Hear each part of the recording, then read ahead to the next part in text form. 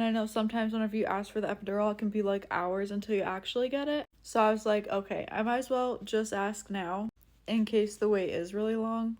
So then they checked me and I was 6 centimeters. The lady came in to give me the epidural. It was quite difficult to stay still while having contractions when they're doing the epidural.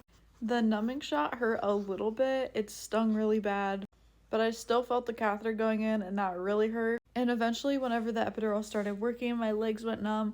There was still one side of my stomach that I could feel contractions on. So they turned me onto my side and put a peanut ball in between my legs. And eventually it worked.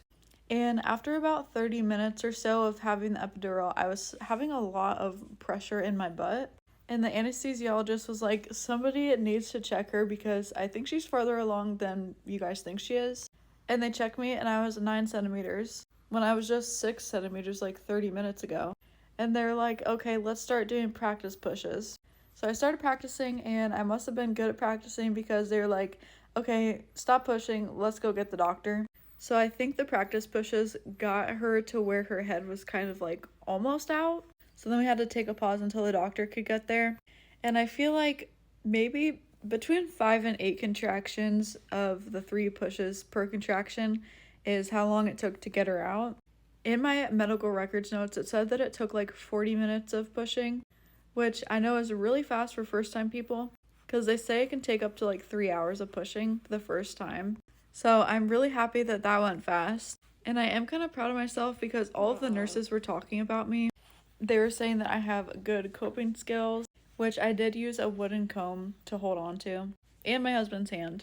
And then they were also just talking about how good I was at pushing and how fast it went. And every new nurse that came in, I swear they said something about it. They were like, oh, I heard you're like really fast at pushing. And we waited about a minute to cut the umbilical cord.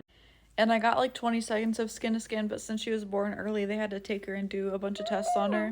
And she was having blood sugar issues.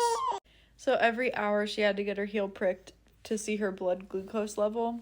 And it wasn't going up, so they had me pump colostrum out and they tried formula and the glucose gel. Nothing was really working, so they had to take her to the NICU and she was in there for 24 hours and she had to be on an IV sugar drip. And eventually everything was fine and we got sent home the next day. And since she was born early, she was really small. She was 5 pounds and 13 ounces. And then by the time we left the hospital, she was 5 pounds, 11 ounces. And she's still really tiny, and her newborn clothes are huge on her still.